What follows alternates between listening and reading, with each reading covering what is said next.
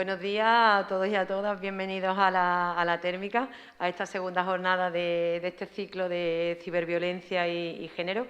En primer lugar, pues me gustaría disculpar la presencia de nuestra diputada, que por motivos de agenda pues no nos puede acompañar esta mañana. Dar la bienvenida a todos los que estáis aquí, a todos los que nos van a seguir a través de nuestro canal de MUMA, y también agradecer, que no se me olvide, pues a la Universidad de Málaga el trabajo tan importante que hacen, esta colaboración tan estrecha que hemos tejido entre la Delegación de Igualdad y la UMA. Agradecer a Milagros, a Isabel, la vicerrectora, el trabajo tan importante que han hecho pues para preparar que hoy tengamos estas ponentes de tantísima calidad. Hoy nos acompaña aquí en la térmica Fátima Cisneros, y yo creo que vamos a disfrutar muchísimo de su conferencia, de lo que ella nos va a enseñar. En todo se aprende y que sigamos trabajando en esta línea. Esta es una primera fase que hacemos en la delegación, explorando este proyecto de ciberviolencia, pero bueno, ya estamos trabajando en siguientes acciones y invitaros a todos y a todas a que participéis en todas las actividades que se organizan desde esta delegación. Y nada, esperar que estas jornadas pues sean de mucho provecho. Le doy la palabra a Milagros López, que ella nos va a presentar a Fátima Cisneros. Muchísimas gracias, María Rosa. Pues muy buenos días a todas las personas presentes y a aquellas que nos siguen online por el canal del MUMA. Yo soy Milagros León Vega, soy vicerrectora adjunta en Formación y Participación en Igualdad de la Universidad de Málaga, y quiero también disculpar a nuestra vicerrectora Isabel Jiménez Lucena, que tampoco ha podido hoy asistir, y os manda a todas un cariñoso saludo. Quiero agradecer públicamente al Servicio de Igualdad de Diputación de Málaga su iniciativa a la hora de plantear esta jornada de ciberviolencia y género, y haciéndolo dentro de ese marco de colaboración que existe entre la Universidad de Málaga y Diputación, que es ese Aula Abierta a Igualdad MUMA, porque todas las personas que nos siguen ahora online se habrán inscrito en esa plataforma muma.org.es, y si no lo están y no están viendo, por favor inscribiros, porque a partir de esa plataforma vamos a lanzar muchísima más formación, porque el aula abierta es eso, es fomentar la investigación y la formación en igualdad para conseguir una sociedad siempre más justa e igualitaria. Agradecer a todo el servicio técnico, como digo, el servicio de la Diputación, animar a todos a que nos sigan en la plataforma, y agradecer especialmente a Fátima Cisneros Ávila el que haya aceptado la invitación para formar parte de este primer ciclo, al que van a seguir otros muchos, en el que queremos poner el acento en el aspecto jurídico de esta ciberviolencia. Para presentar a Fátima, lo voy a hacer brevemente. Su currículum es extenso. Decir que ella es profesora ayudante doctora de Derecho Penal en la Universidad de Málaga. Ha sido beneficiaria de una beca de formación del profesorado universitario del Ministerio de Educación, Cultura y Deporte. Es autora de diversas publicaciones sobre derecho penal y multiculturalismo, comportamientos culturalmente motivados, los delitos de matrimonio forzado, mutilaciones genitales femeninas y violencia de género. Ha realizado estancias en centros de investigación internacionales de reconocido prestigio, como el Instituto Max Planck de Derecho Penal Extranjero y Derecho Penal Internacional en Alemania, o la Facultad de Derecho de la Universidad de Friburgo, en Suiza. Así, también ha realizado estancias nacionales en el Instituto de Derecho Humano Bartolomé de las Casas de la Universidad Carlos III de Madrid. Ha participado en proyectos de investigación del Plan Nacional I+D+I del Gobierno de España y en numerosos congresos y seminarios de carácter nacional e internacional. Forma parte del Instituto Universitario de Investigación de Género e Igualdad de la Universidad de Málaga. Sus líneas principales de investigación están referidas al derecho penal y diversidad cultural, la relación entre feminismo, multiculturalidad y violencia de género y derecho penal antidiscriminatorio. En esta segunda ponencia, Fátima Cisneros Ávila va a analizar la respuesta jurídico-penal a las distintas manifestaciones de violencia de género en entornos digitales, porque aunque estos comportamientos nos resultan relativamente nuevos, muchos de ellos ya están tipificados en el Código Penal. Por lo tanto, esta segunda ponencia, la profesora, la doctora Fátima Cisneros, lo que va a hacer es una especie de planteamiento sobre las distintas modalidades delictivas en entornos virtuales de violencia de género, y también va a plantear distintas propuestas de políticas criminales. Y sin más, Fátima, agradecerte tu presencia aquí, y tienes la palabra. Muchísimas gracias.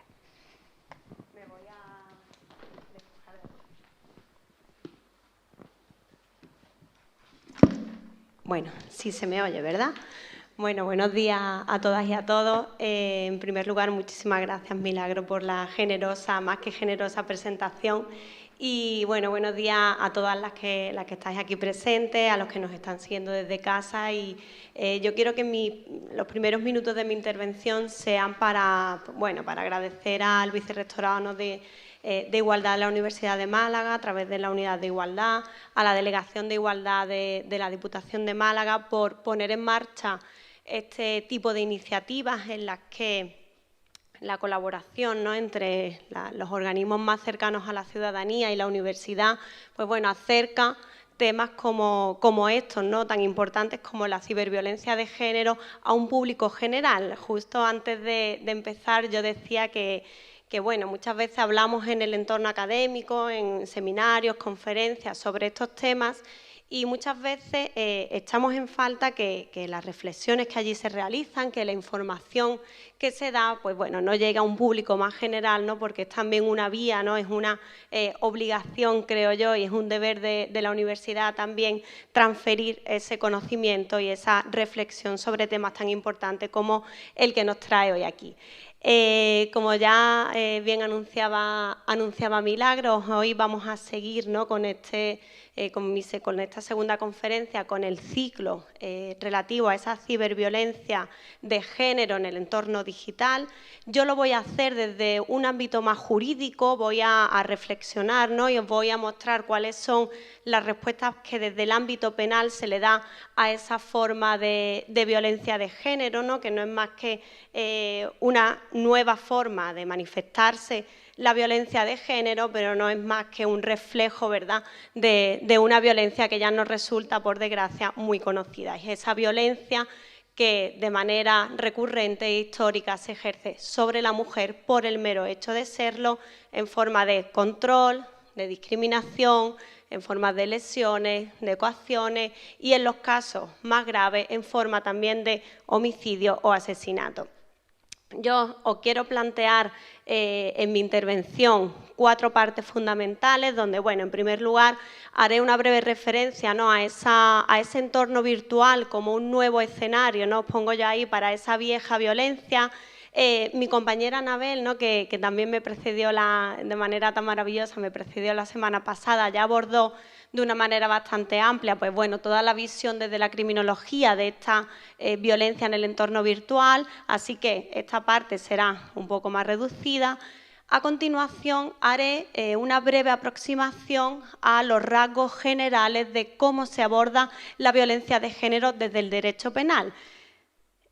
Creo que es importante porque muchas veces, ¿no?, cuando hablamos de la violencia de género, pues se hablan con carácter general de delitos de violencia de género. No sabemos muchas veces qué figuras delictivas concretamente tenemos en nuestro Código Penal para perseguir esos comportamientos, y tampoco sabemos de dónde venimos, ¿no?, desde cuándo se castiga la violencia de género en nuestro Código Penal, qué teníamos antes, cuál es la línea que se ha seguido, ¿no?, cuál es el ámbito de aplicación de esos delitos. Y eso es importante porque una vez que fijemos este marco vamos a comprender mejor, ¿verdad?, cuál es el ámbito de aplicación de esas nuevas figuras ya vinculadas, ahora sí, en esta tercera parte, a esas nuevas formas de delincuencia que surgen en ese entorno virtual. Vamos a ver cuáles son los comportamientos a través de los cuales esa violencia de género, esa violencia de dominación sobre la mujer se ha manifestado también en el entorno virtual. Y por último, cómo no, una breve crítica, ¿no?, a cuáles son las grietas, o cuáles entiendo yo que son las grietas que tenemos en este sistema de protección. Pues bien, entrando en esta primera parte, ¿no?, del entorno virtual como un nuevo escenario para la violencia de género, hay que partir de la idea de que la violencia de género, ¿no?, como la forma más cruel de manifestación de la discriminación sobre la mujer, se ha manifestado desde siempre en formas que se han entendido, pues bueno, formas tradicionales de violencia. Os pongo ya ahí, pues bueno, la violencia física, la psíquica, las amenazas, las coacciones, las lesiones, los delitos contra la vida. Así se ha recogido en los distintos instrumentos internacionales que tenemos sobre esta materia, ¿verdad? Por ejemplo, la Convención de Naciones Unidas para la eliminación de todas las formas de discriminación de la mujer, donde ya se nos dice expresamente que la violencia de género son todas esas formas, ¿no?, donde se incluye la amenaza, donde se incluye la violencia física. No es únicamente el golpe, sino que la violencia abarca también otros muchos ámbitos, ¿no?, la violencia psíquica y esa intimidación que se realiza sobre la mujer. A estas formas tradicionales de violencia, de manera no escalonada, se le han ido sumando otras manifestaciones, como la violencia económica, que ya se incorporó ¿no?, en el Convenio de Estambul de 2011 como una forma de violencia sobre la mujer, ¿no?, de ejercer ese dominio, ¿no?, a través del control de sus medios económicos, a través de ese tipo de dominación. A estas formas tradicionales de la violencia, ¿verdad?, que todos, si pensamos en la violencia de género, es lo primero que se nos viene a la cabeza, se han ido sumando nuevas manifestaciones fruto de la aparición de nuevos contextos de relación. Por excelencia, ese nuevo entorno de relación es el entorno virtual, ¿no?, esas redes sociales, a través de en nuestros smartphones, donde tenemos aplicaciones de mensajería instantánea que te permite controlar, ¿verdad?, y saber datos de la otra persona, y a través de los cuales se ha manifestado esa violencia de género y ha encontrado un caldo de cultivo, o ha encontrado un nicho, esa violencia de género, para manifestarse.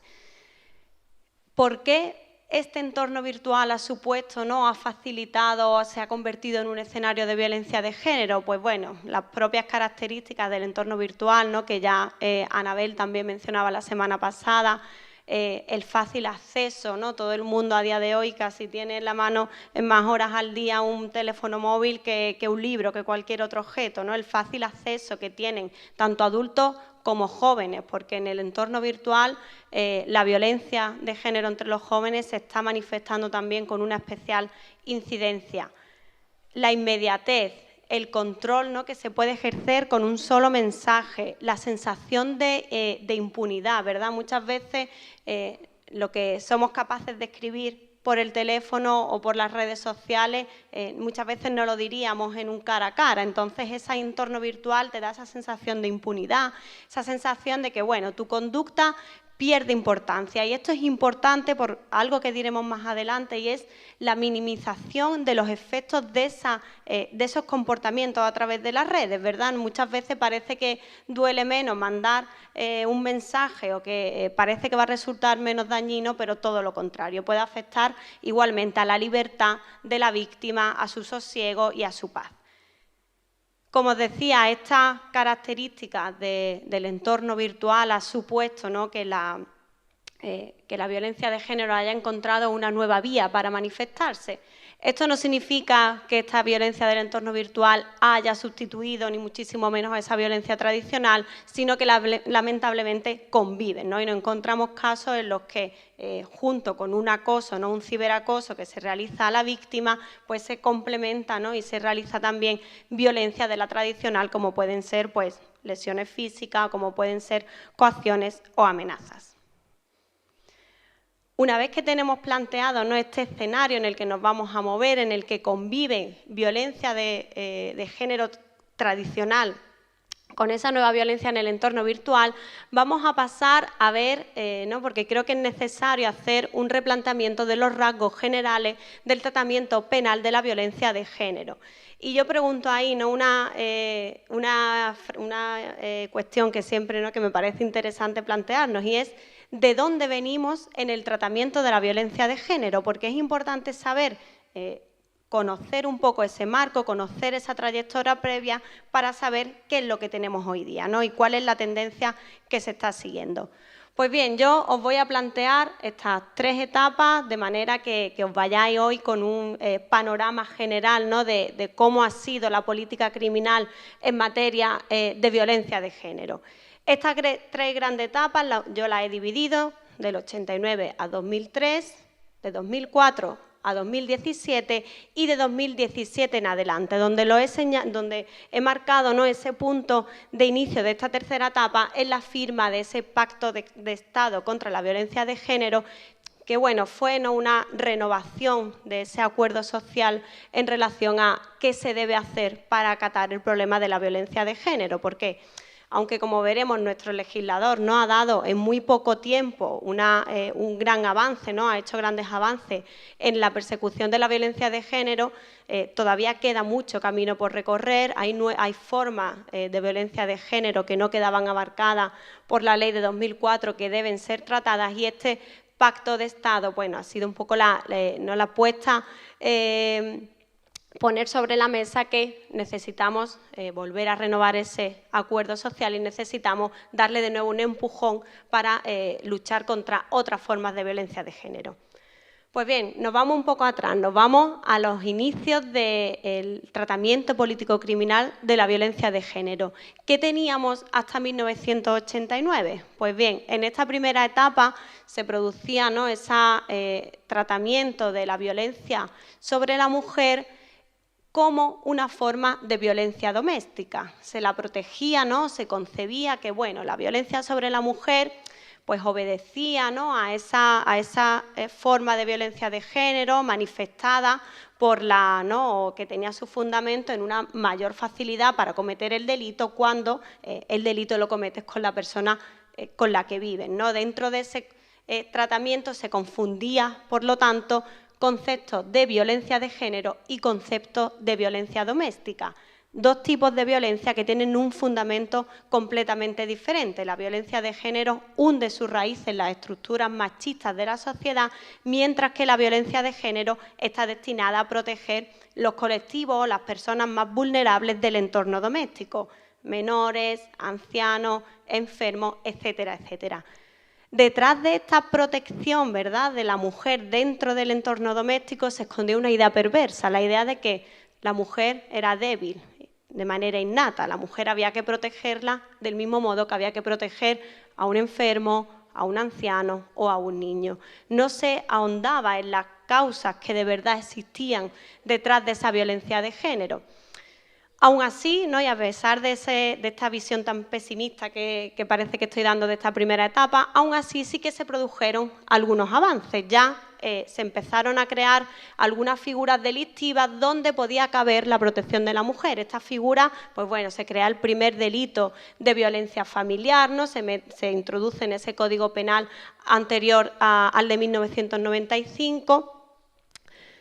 Aquí no se hacía referencia expresa, ¿no?, a la violencia de género, pero sí que se protegía a la mujer dentro de esa violencia dentro del entorno familiar. ¿Qué ocurre, sin embargo? Pues que este artículo, ¿no?, que se introduce, ¿no?, de una manera bien intencionada, tiene poca aplicación. ¿Por qué? Pues porque la conciencia social que existía en ese momento sobre la violencia de género era prácticamente cero o nula. Es decir, la sociedad no tenía conciencia de que la violencia, ¿no?, el pegar a tu mujer, ejercer violencia sobre tu mujer en el entorno doméstico fuese o mereciese reproche penal.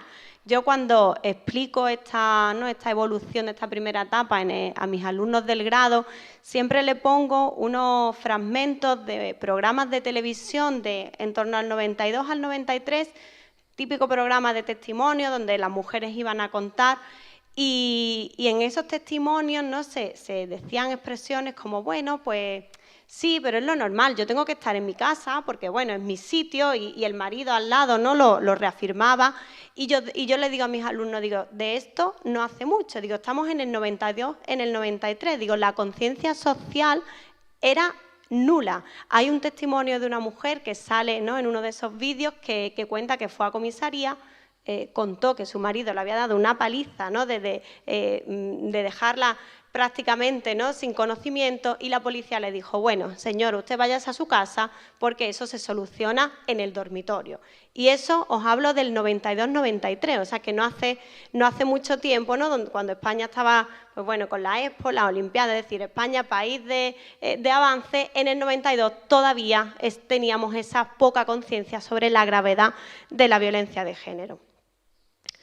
¿Cuándo se produce ese giro, ¿no?, que ya hace saltar la alarma en los poderes públicos, ¿no?, y en la conciencia social? Ese giro radical se produce, por desgracia, a raíz del caso de Ana Orantes. Estoy segura que todas, ¿verdad?, conocéis el caso de Ana Orantes, de esta mujer que salió en televisión contando un testimonio durísimo sobre los malos tratos, ¿no?, y la violencia que había sufrido durante todo su matrimonio, y que a los 2 o 3 días de salir contando ese testimonio fue, bueno, asesinada por su marido, ¿no? La quemó en el patio de su casa. Eso, que se produjo en 1997, provocó ese giro radical en la conciencia social y la introducción por primera vez de esa conciencia, ¿no?, y de ese problema de la violencia de género en la agenda del legislador. ¿Qué es lo que pasa cuando un problema entra en la agenda del legislador? Pues que lo primero que hace, reformas legislativas, ¿no? Se puso en marcha diversos cambios en el ordenamiento que empezaron a fraguar el sistema de protección contra la violencia de género que tenemos hoy día. Entre esos cambios, para no entrar, ¿no?, y no extenderme mucho, pues encontramos hitos tan importantes como la aprobación de la orden de protección. La orden de protección, a grandes rasgos, es, bueno, un estatuto, ¿no?, que da el juez a través de medidas civiles y penales para proteger a la mujer. Se trata de una manera, ¿no?, de proteger de una forma integral a esa mujer que ha sido víctima de violencia de género. Ahí encontramos medidas como orden de alejamiento, prohibición de comunicación, es decir, se puso, ¿no?, en manos de los jueces un instrumento para otorgar esa protección integral.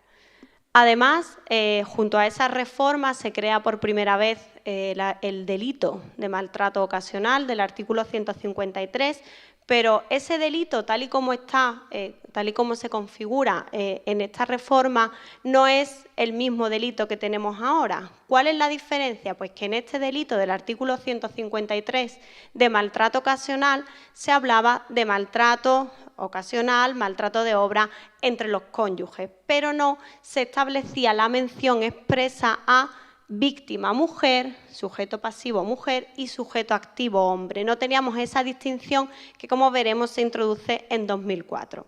Pues bien, a pesar, ¿no?, de estas reformas y de algunos cambios legislativos que se produjeron, el tratamiento de la violencia de género aún así era un tratamiento incorrecto. ¿Por qué? Porque seguíamos sin distinguir y sin averiguar y sin profundizar en la raíz de la violencia de género. No se hacía mención a ese machismo estructural, no se hacía mención a las relaciones desiguales de poder entre hombres y mujeres, sino que simplemente se le dio al legislador, a los operadores jurídicos, una serie de artículos en los que, bueno, se hablaba de la violencia ocasional, de la violencia en el ámbito familiar, pero sin profundizar, ¿no?, y sin atacar de raíz esa violencia de género.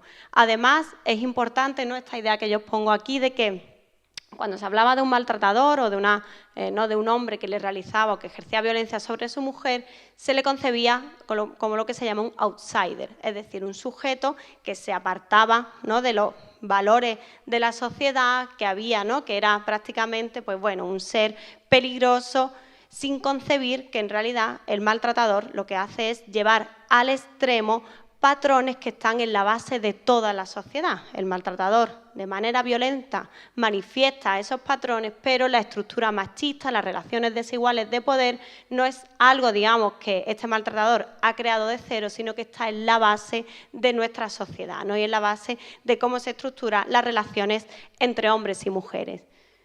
Esta etapa de 2003 acaba, ¿no?, empezó muy pesimista, pero bueno, acaba un poco más, no siendo más optimista, porque el legislador ya tenía en su mente que había que hacer algo contra esa violencia de género, y así llegamos a la segunda etapa. ¿Qué se produce en esta segunda etapa? Pues bueno, aquí tenemos el giro radical en el tratamiento penal de la violencia de género. Ese giro radical se enmarca en la aprobación de la Ley Orgánica 1/2004, seguro que conocida por todas por esa ley, por ser la ley integral, ¿no? Se le conoce como esa ley integral. Y esta ley integral no solo supuso un giro en el tratamiento penal de la violencia de género, como veremos ahora, sino que supuso un giro radical en la propia conceptualización de la violencia de género. Nuestro legislador introdujo un tratamiento integral de la violencia de género, atacando ya no solo, ¿no?, al último recurso, que yo siempre digo que es el derecho penal, sino que adelantando un poco esa barrera de protección y lanzando un mensaje de que la violencia de género solo se puede atacar con la educación, la prevención en los medios de comunicación, es decir, un tratamiento no solo para los comportamientos más graves, que son los que van al derecho penal, sino un tratamiento previo, ¿verdad?, de carácter preventivo. Como elemento fundamental de esta Ley Orgánica 1/2004 encontramos en el artículo 1 por primera vez una referencia a la estructura o a la base de la violencia de género y por primera vez se la concibe como una violencia estructural. Esto supone un paso importantísimo. ¿Por qué? Porque ya no se dice la persona, el hombre que ejerce violencia sobre su mujer no es un comportamiento aislado, sino que se lanza la idea de que ese comportamiento hunde esas raíces en la situación de desigualdad y en las relaciones de poder desiguales entre hombres y mujeres. De esta manera, ya el ordenamiento español se aproxima, ¿no?, a las definiciones internacionales que ya se están dando, pues bueno, desde ese instrumento, la CEDAW, ¿no?, esa Convención de Naciones Unidas y otros instrumentos también en el ámbito europeo, donde se dice la violencia de género nada tiene que ver con la violencia doméstica, con la violencia facilitada por ese entorno de confianza, sino que la violencia de género es otra cosa, es una violencia que tiene esa raíz en la estructura patriarcal de la sociedad.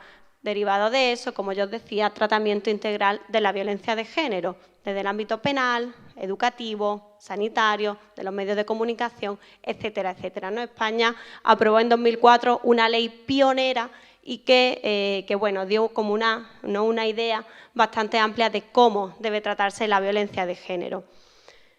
Obviamente, a lo primero, ¿no?, que se le, entre comillas, ¿no?, se remangó el legislador y dijo esto hay que cambiarlo, es el marco penal, ¿no? Vamos a configurar correctamente un marco penal de tratamiento de la violencia de género.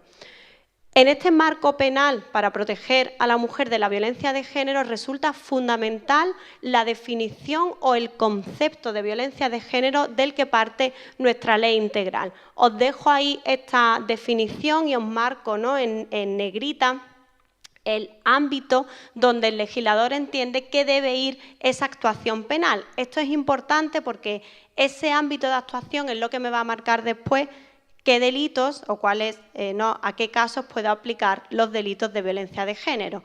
Pues bien, ¿cuál es el ámbito que marca el legislador? Nos dice pues que la violencia de género, ¿no?, como manifestación de esa discriminación, será la que se ejerza por parte de quienes han sido, ¿no?, de quienes sean o hayan sido sus cónyuges o de quienes estén o hayan estado ligadas a ellas por una relación de análoga afectividad. ¿Qué significa esto? Pues que nuestro legislador acota el ámbito de aplicación de los delitos de violencia de género al ámbito de la pareja. En ese momento, esa decisión, pues bueno, se debió a diversos factores. En primer lugar, nos decía el legislador, era el ámbito por antonomasia en el que se manifestaba la violencia de género, el ámbito de la pareja, ya sea con convivencia, sin convivencia, ya sea pareja pasada o ya sea pareja actual, pero es el ámbito de la pareja donde se produce con mayor frecuencia esa violencia. Segundo factor o segundo argumento, los medios materiales. El legislador decía, voy a empezar poco a poco, vamos a empezar atacando esta forma de violencia en el ámbito de la pareja y después, ¿no?, pues bueno, ya veremos si ampliamos ese tratamiento a otras formas o a otros ámbitos en los que se produce la violencia sobre la mujer. Por lo tanto, limita, y esa limitación supone que se deje otras muchas formas de violencia sobre la mujer que no tienen nada que ver con el ámbito de una relación de pareja. Pensemos en un acoso sexual en el trabajo, pensemos, ¿no?, en la violencia sexual que se ejerce sobre la mujer como manifestación, ¿no?, de esa discriminación más cruda.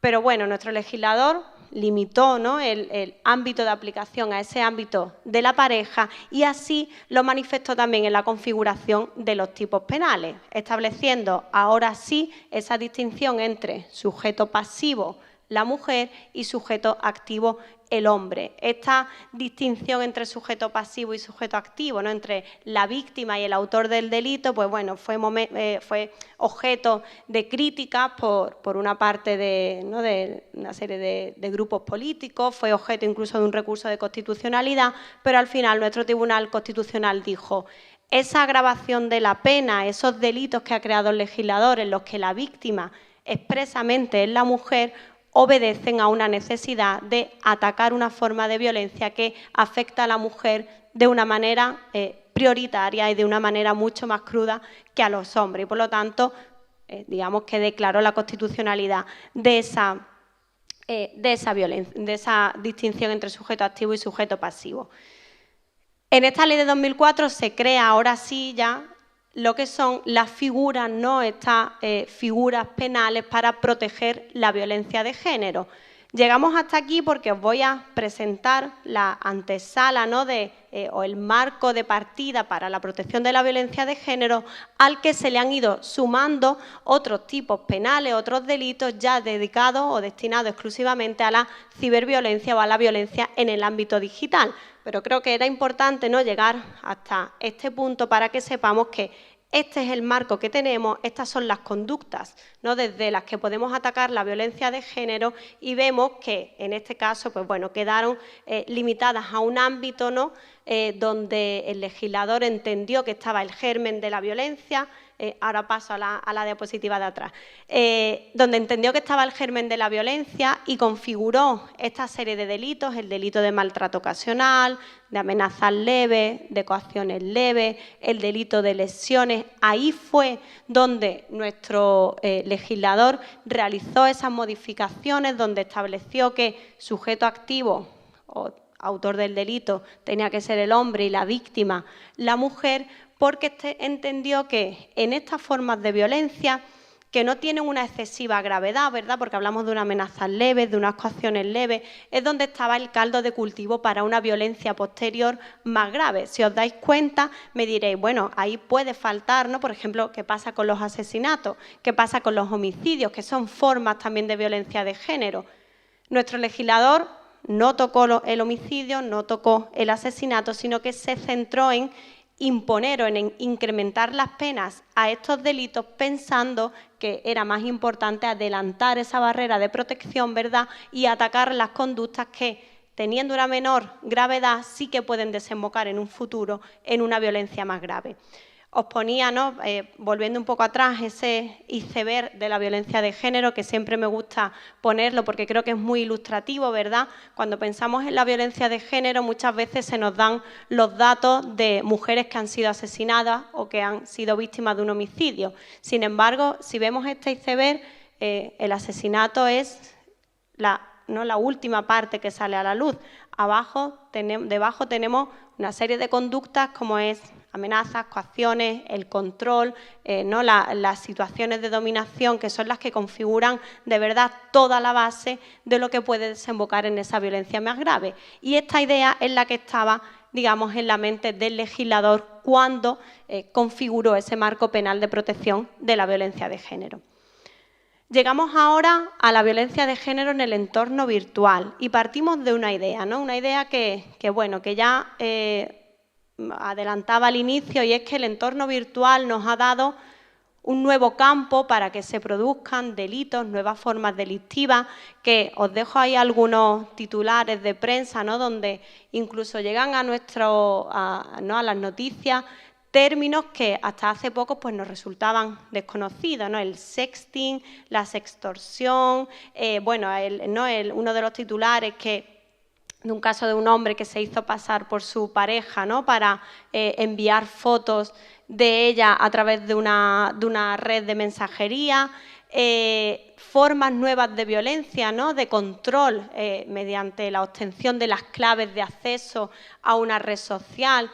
Internet, las redes sociales, las aplicaciones de mensajería instantánea nos están dando nuevas formas, no nuevas formas de una violencia nueva, sino nuevas formas de manifestarse una violencia que ya traíamos de antes: el control, la dominación, el seguimiento, ¿no?, todo ese contexto que se esconde detrás de la violencia de género.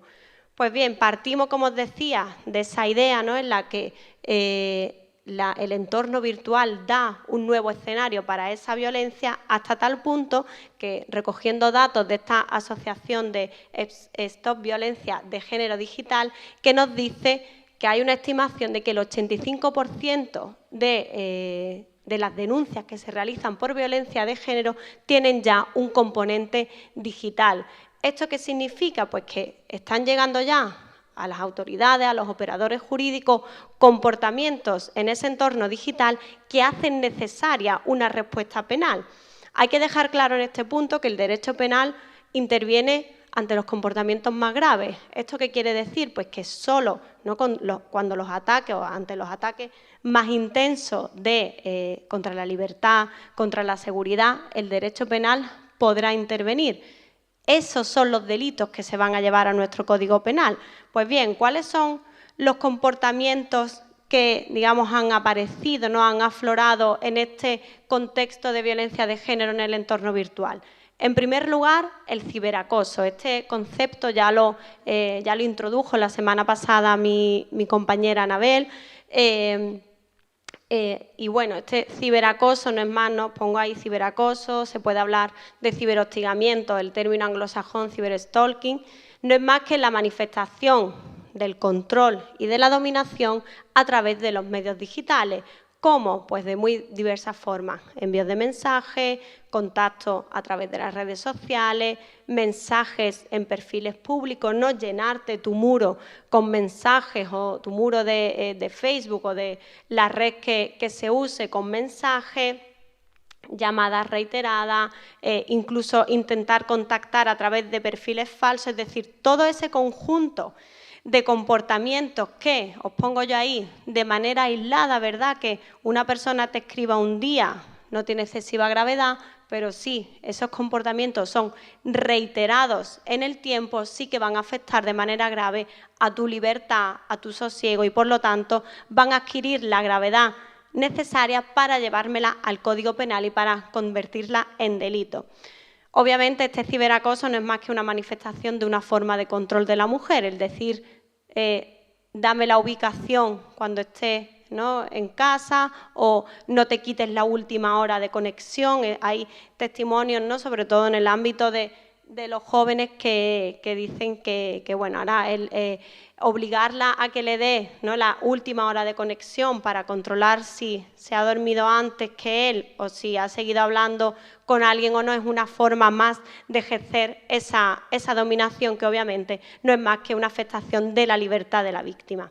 Vamos a ver los tres comportamientos que identificamos como comportamientos de ciberviolencia de género, para a continuación ver su traslación en el ámbito penal.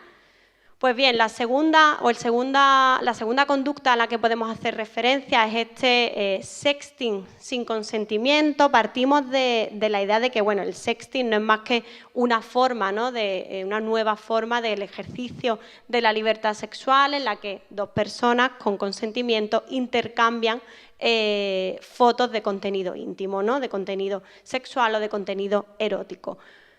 Este intercambio de imágenes, ¿no?, que cada vez es más extendido, especialmente en los jóvenes, ¿no?, donde han encontrado una nueva forma de desarrollar esa sexualidad, aunque no exclusivamente en los jóvenes, porque hay encuestas ya, ¿no?, que establecen que hay un porcentaje muy alto de la población que realiza este intercambio de mensajes, esconde un peligro. ¿Cuál es? Pues que en el momento en el que se rompe la relación, en el momento en el que él quiere ejercer, ¿no?, algún tipo de control, surge el peligro de la difusión a terceros de esa imagen sin el consentimiento de la víctima. Y estoy segura de que a todos nos suena este caso de 2012, ¿verdad?, el caso de Olvido Hormigos. ¿Por qué? Pues porque este caso, en el que una mujer vio cómo un vídeo que le había enviado a una persona con la que tenía una relación acabó difundido, ¿no?, a los cuatro vientos, sin que el derecho penal pudiese hacer nada. ¿Por qué? Pues porque no teníamos todavía un medio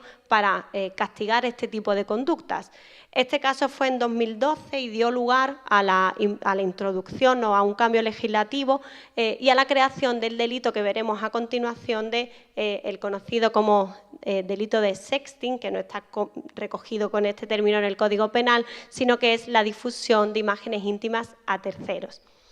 Junto a estas dos, que constituyen los dos núcleos, ¿no? El ciberacoso y el sexting sin comportamiento, constituye el núcleo de esas conductas de violencia de género en el entorno penal, encontramos otra serie de conductas que, aunque no han tenido un reflejo, ¿no? Legislativo y en forma de delito, sí que suponen forma de violencia de género. Por ejemplo, la conocida como sextorsión, es decir, amenazar, ¿no? a una persona con difundir imágenes íntimas que se haya obtenido con su consentimiento. El mal llamado, ¿no? Porno por venganza, que mejor no preferimos no usar ese término porque la venganza esconde detrás un comportamiento de la víctima, ¿no? Es decir, un mal por un mal previo. En este caso no existe mal previo, no existe una venganza, lo que existe es la amenaza con difundir una imagen simplemente como manifestación, ¿no? de te quiero controlar, quiero que te sometas a lo que yo quiero que hagas y mi manera de conseguirlo es eso, ¿no? Por lo tanto, hay que rechazar ese concepto que a veces no tanto se escucha de porno por venganza, pero sí que la sextorsión es una forma también de violencia de género que encuentra en el entorno digital su medio adecuado. Y por último, pues bueno, el control, todas las funciones, ¿no? de espionaje que se realizan a través de medios telemáticos. Ya tenemos sentencias por condena, en las que se condenan a un hombre por haber usado un programa informático para hackear el teléfono de su pareja y controlar los mensajes, las imágenes recibidas, las llamadas, y eso también no tenemos un encaje en el Código Penal. Pues bien, ahora que tenemos las tres conductas, ¿no? de ciberviolencia de género, ¿cómo se han trasladado esas conductas a nuestro Código Penal? Pues bien, el primer caso, el ciberacoso, tuvo su traslación al ámbito penal en 2015 con la creación de este delito de stalking del artículo 172 ter, donde se incorpora a estos delitos contra la libertad la persecución, pues bueno, de conductas de acoso que, aisladas entre sí, es decir, la consideración, ¿no? de llamar o de enviar un mensaje de manera aislada no tiene especial gravedad, pero si estas se producen de manera reiterada, se producen de manera insistente, sí que van a provocar una auténtica vulneración de la libertad de la víctima. Si nos vamos a este artículo 172 ter, encontramos una serie de conductas que suponen el acoso, que no se limitan todas al ámbito o al entorno virtual, sino que encontramos también, por ejemplo, perseguir a la víctima, buscar el constante encuentro con ella y que da lugar a un delito de acoso. Entre todas las conductas que tenemos ahí, ¿cuáles son los comportamientos que suponen, ¿no? ciberviolencia de género? Pues bien, tenemos el establecer o intentar establecer contacto con ella a través de cualquier medio, es decir, mandar incesantes mensajes, ¿no? intentando obtener una respuesta de ella. El uso indebido de datos personales para hacer que terceros contacten con ella. Tenemos también una sentencia de ahora, yo creo que 1 año, 2 años como mucho, en la que se condena a un hombre que, suplantando la identidad de su pareja, se hizo un perfil en una red social y ofrecía, ¿no? digamos, provocaba que hombres tuviesen encuentros con ella. Los citaba en el lugar de trabajo de la víctima y cuando llegaban, pues bueno, ellos se dirigían a ella porque habían visto su foto, porque en teoría habían quedado con ella y de manera reiterada diversos hombres intentaron, ¿no? se acercaron a ella, pues bueno, con propósitos de contenido sexual. Esta conducta, ¿no? que no es directamente el sujeto ejercer el acoso, sino a través de terceros, también encuentra su encaje como delito en el artículo 172 ter. Además de producir esas conductas, pues bueno, tiene una serie de requisitos entre los que se encuentran pues que la conducta se lleva a cabo de manera reiterada, ¿no? y de manera repetitiva, y además que estas conductas alteren de manera grave la vida cotidiana de la víctima. Estos dos elementos tienen problemas interpretativos porque nuestro legislador no nos habla ni de cuántos actos se tienen que producir. Me basta con que me llamen 30 veces en una noche o me tienen que enviar 30 mensajes a lo largo de cuántos días. No hay una precisión, digamos, temporal ni cuantitativa en nuestro Código Penal. Así que ha sido la jurisprudencia la que, bueno, ha establecido que aunque no hay un número mínimo, pero sí que tiene que haber una intención de continuidad, ¿no? Que en la voluntad del sujeto se manifieste que sea una conducta que se vaya a reiterar. Y además esa alteración de la vida grave. Hay sentencias en las que no se ha aplicado este delito porque ha entendido el juez que la víctima cambie su número de teléfono o que la víctima cambie su lugar para ir al trabajo no supone una alteración grave de su vida cotidiana. Este no es una de las grietas que diré al final en las que no encontramos una auténtica protección porque tenemos esos problemas interpretativos. Os dejo ahí además esa pena de prisión prevista, ¿no? Una pena de 6 meses a 2 años o trabajo en beneficio de la comunidad. Además, se prevé la agravación cuando esta conducta se produzca en el entorno de la pareja, por lo tanto, sí que se prevé ese componente de género. La segunda conducta que se llevó al Código Penal para proteger esa ciberviolencia de género es el delito del artículo 197.7 en el que se castiga, ¿no?, la difusión de imágenes obtenidas con el consentimiento de la víctima, pero esa difusión sin su consentimiento. Aquí es donde tiene encaje, ¿no?, ese caso que yo os decía de Olvido Hormigos, donde por primera vez se tipificó el hecho de que, bueno, tú puedes acceder a tomar, ¿no?, y a realizar ese tipo de imágenes, pero la difusión posterior sin tu consentimiento sí que tiene que constituir un delito porque afecta, ¿no?, a tu intimidad o al derecho a tu propia imagen. Igualmente, la pena de prisión en este caso, una prisión de 3 meses a 1 año, en este caso aplicable en su mitad superior, apreciando, ¿no?, ese componente de género cuando se produce en el entorno de la pareja.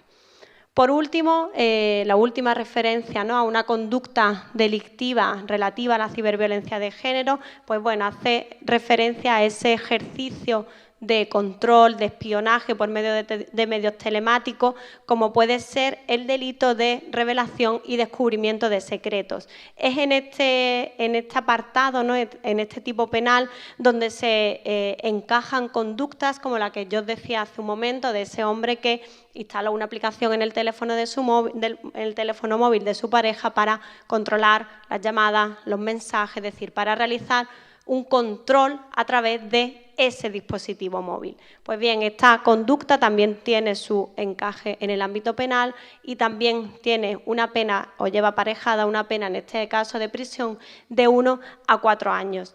En este caso, el legislador no ha establecido la posibilidad de incrementar la pena cuando se produce en el ámbito de la pareja, pero sí que podemos valorar ese componente de género acudiendo a lo que se denomina como la agravante por razones de género, que no es más que una posibilidad de incrementar la pena cuando el delito se comete por razones de género, ¿no? Como aquí el legislador no lo ha previsto expresamente, pues yo puedo aplicar esa agravante. Pues bien, ya para terminar y para, creo que ajustarme al tiempo, ¿no?, que tengo, voy a hacer por último unas referencias en lo que entiendo yo que son, pues, los déficits, ¿no?, que tiene la protección penal. En primer lugar, hemos visto cómo nuestro legislador a esas conductas de ciberviolencia en el entorno ¿no?, de ciberviolencia de género ha dado una respuesta, nos ha creado unos tipos penales y bueno, podemos decir que ya con eso se ha quedado satisfecho y ha dicho ya, con esto tenemos nuestra protección a esas mujeres. Sin embargo, como yo adelantaba, por ejemplo, en relación al delito de ciberacoso, nos encontramos con importantes problemas interpretativos. ¿Y eso a qué da lugar? Pues da lugar a que supuestos como algunos casos en los que la víctima llega a recibir cientos de mensajes, decenas de llamadas en un lapso de horas, días, el tribunal establezca que ni ha habido una reiteración, porque a lo mejor ha sido en un par de días, o el hecho de que la víctima no haya llegado a cambiar su número de teléfono supone que no ha afectado gravemente a su vida cotidiana y por eso no supone un delito, pues deje sin protección supuestos que son auténticos casos de violencia de género, ¿no? y de control. Esos problemas interpretativos hacen que esa respuesta penal no sea lo suficientemente eficaz ni adecuada. Además, en muchos casos, la respuesta penal no se produce porque el caso ni siquiera llega a conocimiento de la autoridad. ¿Por qué? Pues porque cuando los hechos se producen a través de Internet, a través de redes sociales, cuando lo que recibimos son llamadas, mensajes, en muchos casos se minimizan las conductas. Esto ocurre mucho, por ejemplo, en el caso de las jóvenes, en las que en esa relación, ¿no?, que ya la semana pasada Anabel comentó los rasgos especiales de esa violencia en el entorno de los jóvenes, pero hace que esa relación especial, en ese contexto, las jóvenes muchas veces resten importancia a los mensajes, a las llamadas incesantes, al control del móvil, ¿no? Normalicen comportamientos como que su pareja les pida las contraseñas de sus redes sociales, ¿no? En un contexto claramente de control, pues normalizan ese tipo de conductas y hacen que esa minimización oculte y que haya una cifra oculta de estos delitos de ciberviolencia de género que solo se van a llegar a denunciar en muchos casos cuando esa escalada de control y de dominación en el entorno virtual da el salto a la violencia que yo os decía tradicional y a raíz de esa violencia tradicional afloren esos comportamientos previos. La tercera grieta, ¿no? Ahora voy a tirar piedras un poco sobre mi propio tejado, pero se confía en exceso en la vía penal. ¿O qué quiero decir con esto? Pues que obviamente nuestro Código Penal tiene que reaccionar ante los comportamientos más graves que atentan a la libertad, como puede ser ese acoso, el sexting sin consentimiento, pero también es verdad que el derecho penal, cuando llega, es porque la situación ha llegado a su punto más grave. ¿Dónde tenemos que colocar la atención? Tenemos que irnos a una atención previa, la vía preventiva, la educación, la formación, sobre todo, ¿verdad?, de nuestros jóvenes en el uso de las redes sociales, en saber un poco cuáles son los límites de nuestra propia intimidad, ¿verdad?, cuál debe ser el uso adecuado de ese medio, de ese entorno virtual. Y esta necesidad de un tratamiento preventivo, ¿verdad?, descargando un poco la responsabilidad al sistema penal, que no siempre va a llegar a todos los casos, ya lo tenemos o ya hay conciencia de esta idea porque a través de esta medida 34 del Pacto de Estado de Violencia de Género ya se introduce, ¿no?, una medida que es dar información a los jóvenes sobre el uso adecuado de Internet, de las nuevas tecnologías, porque ahí está la base de la protección, la verdadera protección frente a la violencia de género en el entorno virtual. El derecho penal nos da instrumentos. Ya hemos visto que tenemos delitos donde podemos llegar hasta penas de 4 años de prisión, pero la prevención tiene que ser la vía que complemente esa intervención penal. Con esta reflexión, ¿no?, un poco descargando también la atención únicamente al sistema penal y retomando esa idea del tratamiento integral de la violencia de género, finalizo mi intervención. Agradezco a todas las personas que están aquí en la sala y a las que están desde casa siguiéndolo de manera virtual la atención. Me pongo a vuestra disposición para las dudas que podáis tener y bueno, dejo ahí mi contacto por si hay alguna cuestión que me queráis comentar. Muchísimas gracias.